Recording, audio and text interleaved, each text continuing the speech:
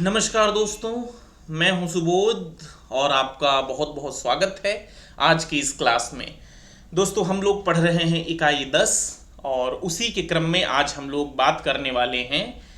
आपके पाठ्यक्रम में एक बड़े महत्वपूर्ण लेखक हैं डॉक्टर तुलसीराम, जिनकी एक बड़ी दिलचस्प आत्मकथा है मुर्दहिया।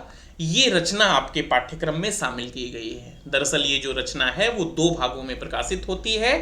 पहला जो इसका भाग है उसके शीर्षक का नाम मुर्दहिया है और दूसरा इसका भाग जो उसके कुछ सालों बाद आता है वो मणिकर्णिका शीर्षक से प्रकाशित हुआ था। लेकिन अपने पाठ्यक्रम में ये जो है इसका पहला भाग लगाया गया है, इसी पे हम लोगों को बात करनी है। जैसा कि मैंने आपसे पहले भी बताया कि अपने आप में ये बड़ी दिलचस्प आत्मकथा है, आप सबको पढ़ना चाहिए, आपको देखना चाहिए कि एक इंसान कैसे किस पृष्ठभूमि से उठ के आता है और अपने जीवन की किन किन ऊंचाइयों पे जाता है। तो इस आत्मकथा को आपको जरूर पढ़ना चाहिए और उसके साथ साथ ये परीक्षा की दृष्टि से भी आपके लिए बहुत ज़्यादा महत्वपूर्ण आत्मकथा है, क्योंकि हर बार की परीक्षा में इस आत्मकथा से आपसे एक या दो प्रश्न पूछे जाते हैं। तो इस क्लास के अंतर्गत हम लोग इस आत्मकथा पर बड़े विस्तार के साथ, बड़ी गहराई के साथ कुछ मूल बिंदुओं पे बात करेंगे। मेरी तरफ से पूरी कोशिश की गई है कि आपकी परीक्षा की दृष्टि से बहुत सारी बातें जो एक महत्व रखती हैं वो आपको बता दी जाएं। तो मेरी तरफ से पूरी कोशिश की गई है। बाकी लंबी आत्मकथा है, आप सबको जरूर पढ़नी चाहिए। खैर, जितना हो सका है इस क्लास में आपको बताया गया है, तो शुरू करते हैं अपनी क्लास। एक बार आपका पुनः स्वागत है आज की क्लास में। क्लास के आखिरी तक इस क्लास में जरूर बने रहिएगा, क्योंकि आज की क्लास बहुत ही ज़्यादा महत्वपूर्ण है। इसका कारण ये है क्योंकि आज की क्लास में हम बहुत ही ज़्यादा महत्वपूर्ण रचना को पढ़ने वाले हैं। तो आज की जो अपनी रचना है वो मुर्दहिया है और जो प्रकाश में आती है 1910 ईस्वी में। यानी इसका प्रकाशन कब हुआ था?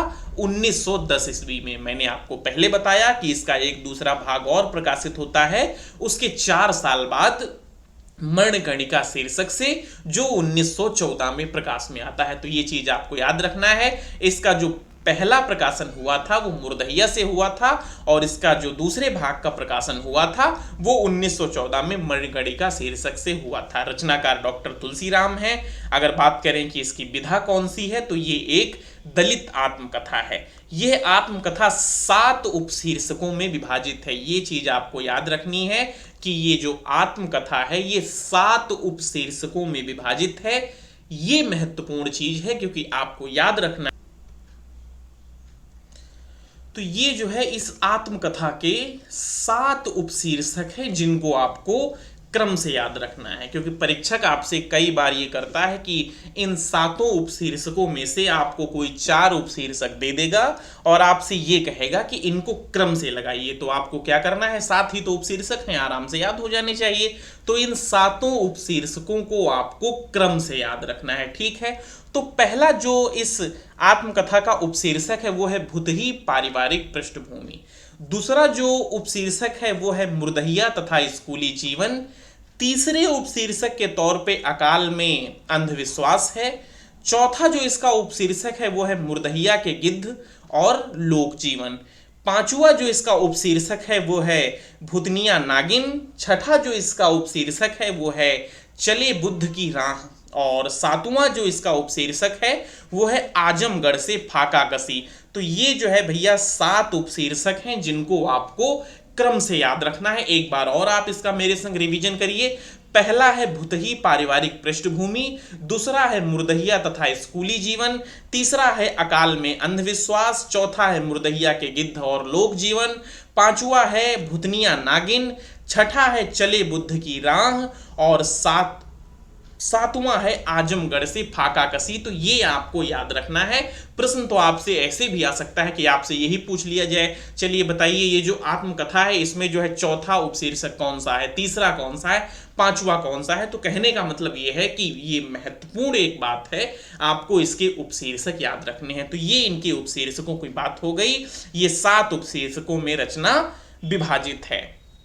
संभवतः ये हिंदी की पहली दलित आत्मकथा है। किस रूप में क्योंकि इसमें केवल दलित ही नहीं अपितु गांव का संपूर्ण लोक जीवन ही केंद्र में है।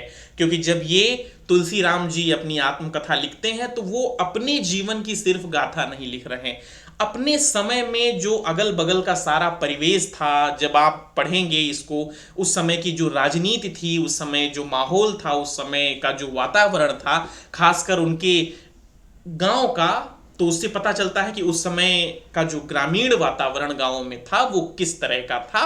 तो ये इस मामले में पहली आत्मकथा है जिसमें लेखक ने सिर्फ अपनी गाथा नहीं गाई है, अपने अगल बगल के परिवेश की, अपने पर्यावरण की खूब बात की है। गांव का संपूर्ण लोक जीवन इस आत्मकथा के केंद्र में है, तो इस मामले में ये पहली आत्मकथा कही जा सकती है।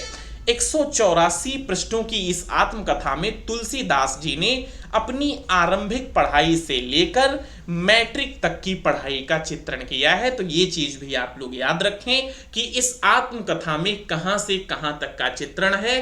तो अपने जन्म से, अपनी शुरुआती पढ़ाई से लेकर मैट्रिक तक की शिक्षा का जो है इस आत्मकथा में, इसके बाद जो दूसरी आती है उसमें तो फिर बहुत आगे का वर्णन है, तो उसमें हर चीज है।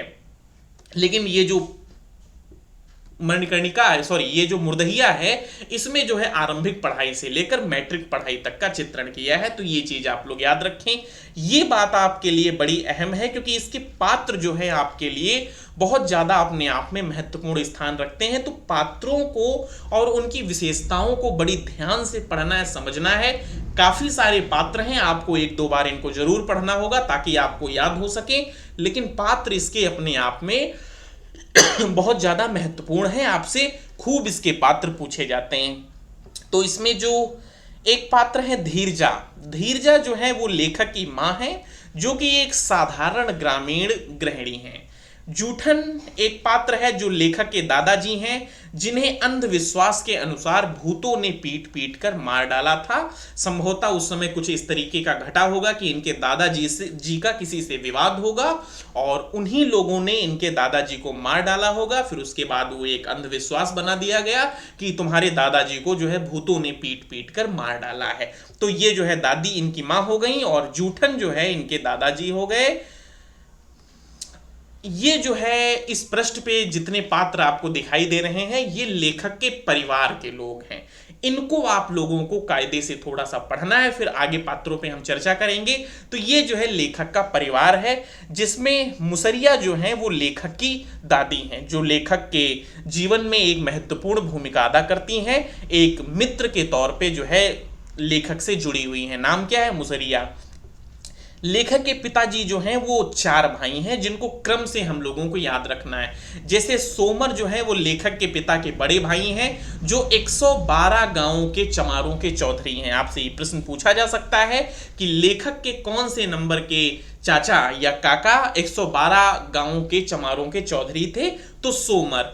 दूसरे नंबर के जो भाई हैं वो मुनेश्वर काका हैं, जो लेखक के पिता के दूसरे नंबर के भाई हैं और शिव नारायण पंथी के धर्मगुरु हैं। तीसरे नंबर के जो चाचा हैं वो नग्गर चाचा हैं, जो लेखक के पिता के तीसरे भाई हैं, बड़े गुस्सैल हैं और हिंसक स्वभाव के व्यक्ति हैं। तो ये आपको याद रखना है कि चारों चाचाओं में से सबसे ज्यादा क्रोधी स्वभाव के चाचा कौन है? तो नग्गर चाचा, जो कई बार जो है इनको प्रताड़ित करते हैं लेखक को। तो ये जब आप आत्मकथा पढ़ेंगे तो बेहतर तरीके से समझ पाएंगे। चौथे नंबर के जो लेखक के पिता के भाई हैं वो मुन्नर चाचा हैं, वो लेखक के पिता के सबसे छोटे भाई हैं। ये बड़े ही सहज किस्म के इंसान हैं और संयुक्त परिवार के मुखिया हैं। जो लेखक का परिवार है उसके केंद्र में जो है ये मुन्नर चाचा ही है और ये सबको जो है लेके चलते हैं। तो ये 4 भाई हैं। यहां से आपसे प्रश्न पूछा जा सकता है कि कौन से चाचा की क्या विशेषता है। जैसे एक प्रश्न तो आपसे यही पूछा जा सकता है कि लेखक के पिता के भाइयों का सही क्रम बताइए, कि क्या लेखक के पिता के भाइयों का सही क्रम है? तो सबसे बड़े सोमर हैं, फिर मुनेश्वर हैं, फिर नग्गर हैं और फिर उसके बाद मुन्नर चाचा हैं। चलिए आपसे एक प्रश्न और है, आप इसमें से ये बताइए कि इसमें से कौन जो है बड़े क्रोधी स्वभाव के व्यक्ति हैं? तो आपको बताना है ये जो नग्गर चाचा हैं ये बड़े क्रोधी स्वभाव के व्यक्ति हैं। मुनीश्वर काका जो है वो शिव नारायण पंथी के धर्मगुरु हैं, और मुन्नर चाचा जो हैं वो क्या है कि परिवार को लेके चलते हैं, परिवार के एक तरीके से मुखिया हैं। तो ये चीज आपको समझ में आई होगी। बढ़ते हैं अन्य इनके पात्रों पे। इस आत्मकथा के मुंशी राम सूरत हैं, लेखक के प्राथमिक विद्यालय के शिक्षक हैं और कट्टर जातिवादी हैं। परशुराम सिंह जो हैं वो प्रधानाध्यापक हैं। संकटा सिंह प्रारंभिक विद्यालय में लेखक के घनिष्ठ मित्र हैं, और संकटा सिंह वही शख्स हैं जिनसे लेखक ने पहली बार अक्षर ज्ञान प्राप्त किया, यानी लेखक ने पहली बार पढ़ना, अक्षरों को पढ़ना अपने इसी मित्र से सीखा। किस मित्र से? संकटा सिंह से सीखा। तो इस तरीके से ये पात्र भी आपके लिए महत्वपूर्ण हो जाता है। इस आत्मकथा में एक पात्र के तौर पे करपात्री महाराज भी आते हैं। राम राज्य पार्टी के नेता हैं जो हिंदू कोड बिल के जो है विरोधी हैं। सुग्रीव सिंह जो हैं वो गोरखपुर विश्वविद्यालय से पढ़कर आए हुए एक अध्यापक हैं जो लेखक को यानी तुलसी राम जी को आगे पढ़ने के लिए काफी ज्यादा प्रोत्साहित करते हैं। रामधन है एक पात्र जो आजमगढ़ के दलित नेता हैं। इसके अलावा कुछ पात्र और हैं जिन पे हम लोग एक नजर डाल लेते हैं। तपसी राम महत्वपूर्ण पात्र है जो लेखक को उच्च शिक्षा के लिए बीएचयू आने की सलाह देता है। एक बार लेखक जो है बीएचयू पहुंच जाते हैं घूमने के लिए, वहीं पे तपसी राम नाम का कोई एक व्यक्ति मिलता है जो बीएचयू आने की इनको सलाह देता है। तो ये पात्र भी आपको याद रखना है कि लेखक को बनारस हिंदू विश्वविद्यालय आने की सलाह देने वाला कौन था, तो वो तपसी राम थे। अरुण सिंह हैं, आजमगढ़ के जो है कम्युनिस्ट नेता हैं, ये भी एक पात्र हैं। जैकी दादा एक पात्र हैं जो अंग्रेजों के द्वारा दूसरे विश्व युद्ध में जबरन युद्ध के लिए जो है उठा लिए जाते हैं। देवराज सिंह आपके लिए महत्वपूर्ण पात्र है। इस पात्र की क्या महत्ता है कि ये जो है बस्ती जनपद का एक युवक है जो आजमगढ़ में लेखकों के साथ पढ़ता है, लेखक के साथ पढ़ता है और मित्र है। बस्ती जनपद का एक युवक है जो आजमगढ़ में लेखक के साथ पढ़ता है, यानी तुलसी राम के साथ पढ़ता है और उसका मित्र भी है। लेकिन जब लेखक को तुलसी राम को छात्रवृत्ति मिलती है तो वो जो है चाकू की नोक पर जो है उससे आधा रुपया जो है वसूल कर लेता है। तो इस तरीके की भी लेखक को मित्र मिले। आपसे प्रश्न ये भी पूछा जा सकता है कि इनको छात्रवृत्ति कितनी मिली थी, तो 162 रुपया उस समय लेखक को छात्रवृत्ति मिली थी। उसमें से 81 रुपए इस व्यक्ति ने ले लिए थे, यानी देवराज सिंह ने ले लिए थे। तो ये तीनों चीजें आपको याद रखनी है। ये कांड करने वाले कौन थे भैया? देवराज थे। 182 रुपए छात्रवृत्ति मिली थी, जिसमें से 81 रुपए चाकू की नोक पे इस बदमाश लड़के ने जो है उनसे रिसीव कर लिए थे, ऐंठ लिए थे आप कह सकते हैं। और उसके बाद किशुन भौजी हैं, सुभगियां हैं, ये जो है ग्रामीण स्त्रियां हैं। तो ये इस आत्मकथा के प्रमुख पात्र हो गए। इस पे आप लोग एक बार नजर डाल लें, एक बार याद कर लें। मैंने पात्र पढ़ाने से पहले भी आपसे कहा था कि इस आत्मकथा के पात्र महत्वपूर्ण हैं, आपसे पूछे जाते हैं। बढ़ते हैं आगे। आत्मकथा से संबंधित अब हम लोग कुछ बिंदुओं पे बात करेंगे। तो सबसे पहले बात करेंगे कि इस आत्मकथा का श्रेय लेखक ने किसको दिया है, धन्यवाद किसको कहा है। तो तद्भव पत्रिका के संपादक अखिलेश। किसको श्रेय दिया है? तद्भव पत्रिका के संपादक अखिलेश।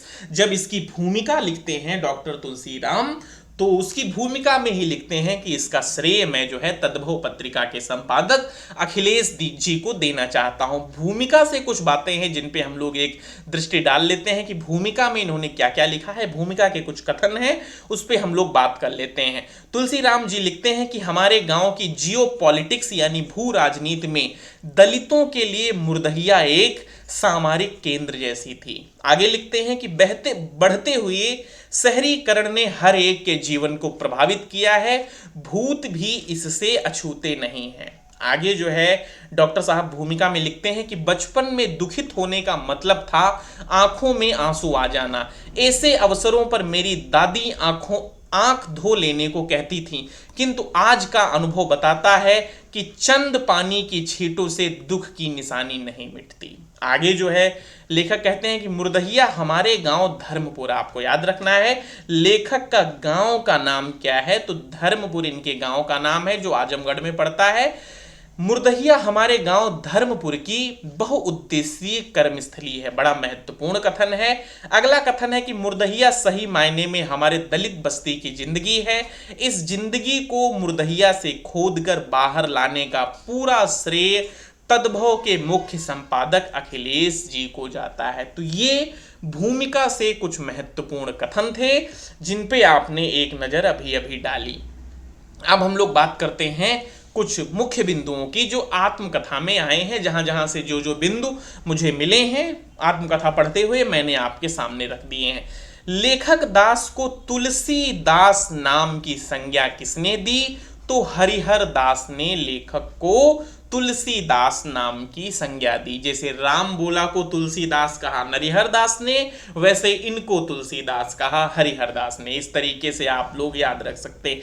आत्मकथा के अनुसार दलितों के पूजनीय देव कौन कौन से हैं? तो ये लोग आत्मकथा के अनुसार 3 देवताओं की पूजा करते हैं। उनमें से एक है चमरिया माई, एक है डीह बाबा और एक है शीतला माई। इनकी पूजा जो है चेचक निकलने पर की जाती है। तो ये 3 जो देव हैं वो दलितों के जो है पूजनीय देव हैं, ऐसा आत्मकथा में बताया गया है।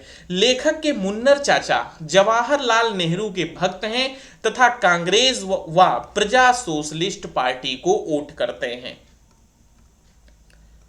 लेखक राहुल सांकृत्यायन की रचना बोलगा से गंगा, इस रचना से काफी प्रभावित हुए थे। इसका जिक्र जो है बाकायदा वो अपनी आत्मकथा में करते हैं। तो आपसे प्रश्न भी पूछा जा सकता है कि लेखक जो है राहुल सांकृत्यायन की किस रचना से प्रभावित थे? तो वो रचना है बोलगा से गंगा।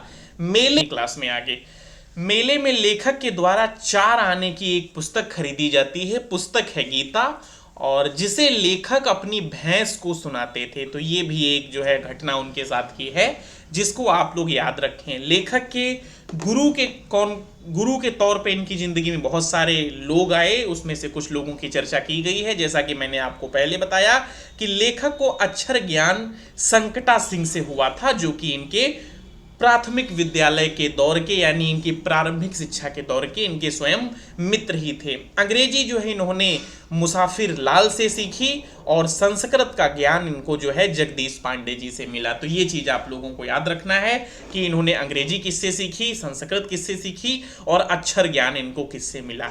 लेखक ने पहली मूवी 1962 में चक्रधारी देखी। तो आप लोगों को यह भी याद रखना है। लेखक बनारस को घूमने जाते हैं, मैंने आपको शुरू में बताया था। लेकिन बनारस वो कब घूमने जाते हैं? तो 15 अगस्त 1964 की तारीख को ये बनारस घूमने जाते हैं, क्योंकि उस दिन जो है रेल का टिकट फ्री होता है, इसलिए वो घूमने जाते हैं। लेखक बीएचयू के जो है बिरला हॉस्पिटल में रहते थे। तो ये भी आपसे पूछा जा सकता है। लेखक के पिता सुदेश्वर नामक ब्राह्मण की हरवाही करते थे। तो ये भी आपसे पूछा जा सकता है।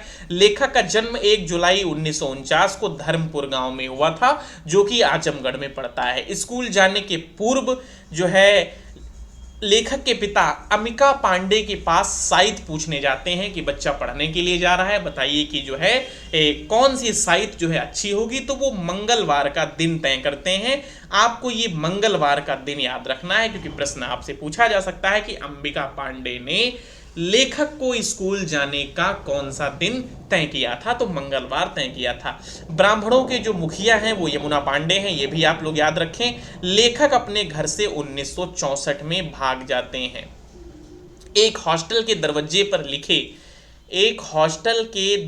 पर लिखे अंबेडकर छात्रावास, इस हॉस्टल के दरवाजे पे ये जो नाम लिखा था अंबेडकर, यहां से लेखक का सबसे पहला परिचय अंबेडकर से होता है। यानी लेखक ने अंबेडकर का नाम सबसे पहले कब सुना? तो एक हॉस्टल के दरवाजे पर लिखे अंबेडकर छात्रावास से लेखक को इसका नाम पता चलता है। इस आत्मकथा से 1949 यानी लेखक के जन्म से लगा के 1965-66 तक की जो है आत्मकथा वर्णित है। तो ये इस कहानी के, इस आत्मकथा के मूल तथ्य थे, मूल बिंदु थे जो आपको जो है बताए गए। बाकी मैंने आपसे शुरू में कहा था कि जो है आत्मकथा ये बेहद दिलचस्प है, आप सबको पढ़नी चाहिए। मेरा ये विश्वास है कि अगर आप आत्मकथा पढ़ना शुरू करेंगे तो फिर उसको पढ़ के ही छोड़ेंगे। बस आप एक बार इसको पढ़ना शुरू करें, जो है कोई बहुत महंगी किताब भी नहीं और बहुत मोटी किताब भी नहीं, मंगा लें और इस आत्मकथा को जरूर पढ़ें, जरूर पढ़ें, जरूर पढ़ें, क्योंकि अपने आप में बड़ी दिलचस्प आत्मकथा है, उसके साथ साथ एक महत्वपूर्ण आत्मकथा है। मुझसे जो हो सकता था इसका आत्मकथा के बारे में मैंने आपको बताया, और शायद आपकी परीक्षा में यहाँ से कोई ना कोई प्रश्न मिले। ऐसा मेरा कोई वादा नहीं है कि मिलेगा ही मिलेगा, लेकिन मेरी कोशिश जितनी मुझसे की जा सकती थी वो की गई। उम्मीद करते हैं कि क्लास आपको ठीक लगी होगी। क्लास अगर ठीक लगी है तो चैनल को लाइक कर दें, चैनल को सब्सक्राइब कर दें, क्लास को लाइक कर दें।